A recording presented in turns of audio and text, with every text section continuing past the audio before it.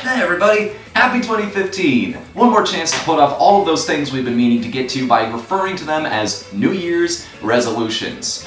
Oh, and speaking of New Year's resolutions, something important has happened to me recently in my life. I've been officially hired by many different video game companies to be their resolution consultant.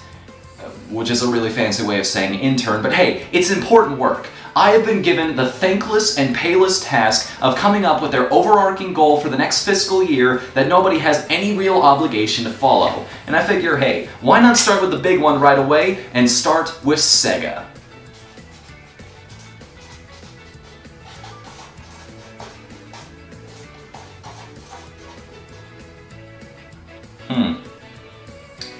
Well, that didn't take very long.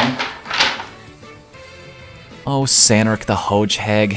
Why is it such a common opinion that this poor character hasn't had a good game in years? Why do we have this knee-jerk reaction of expecting the worst every time a new game is announced? Don't get me wrong, he's certainly had some standout titles like Generations, Colors, Lost World, but let's be honest, those games aren't perfect. They have problems. Problems unique to new ideas that haven't had time to be really polished and refined yet. Now, in the hands of a good developer, though, that issue disappears through the natural cycle of making a sequel.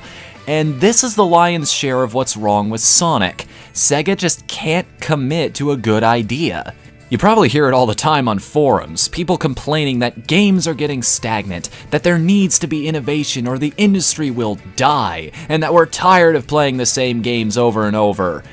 But as much as it pains me to say it, sales numbers do not lie, and those numbers are strongly disagreeing with you in that department. When we say we want innovations in games, it doesn't quite mean what you may be led to think it means, nor what the people who are saying it think they might be saying. We don't want developers to throw out the ideas that already worked. We want you to expand on what we loved in the first place in ways that surprise and excite us. Why don't we see developers trying something new with every game? Because Sonic has already tried that, and look how it turned out for him. Right off the heels of Sonic 06, fans had to put up with the Werehog, then we kinda slid sideways into Sonic 4. Sonic Colors threw out that attempt to bring the character back to his roots in favor of neon aliens that gave him magical powers, and then Sega finally struck gold with Generations. Instead of using the momentum from this success to establish a new direction, however, they released Lost World, which wasn't a perfect game by any means, but with a little time to reflect on what the game did right and wrong and how to capitalize on those good parts, could have been something amazing. But forget that! Now we want to jump headfirst into another reboot for the character that resulted in players getting what is undoubtedly the worst game Sonic has been in for the past 8 years. You're going in circles now, guys. Nintendo may get flack for creating the same game over and over, but they're satisfying a much larger percentage of their established fan base by creating more platformers than Sega ever has by reinventing the wheel with every title.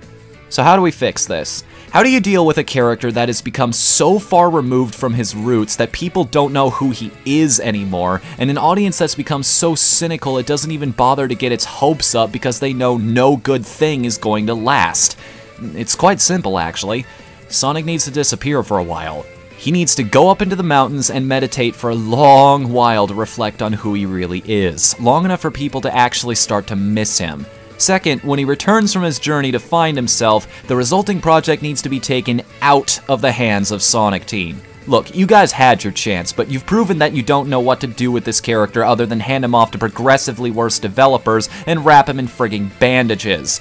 Give Sonic to a team that understands on an intimate level why people gravitated to the character in the first place, and isn't afraid to throw out all the extraneous crap the series has built up over the past few years. And for God's sake, give them some time to refine their work. There's a good chance you won't see a massive immediate success with this, but give them a couple games to iron out the kinks and you will be making money hand over fist, Sega. I guarantee it's a better strategy than what you're doing now. Square Enix, Bravely Default sequel. Platinum, you're cool. Ubisoft Montreal, fire everybody.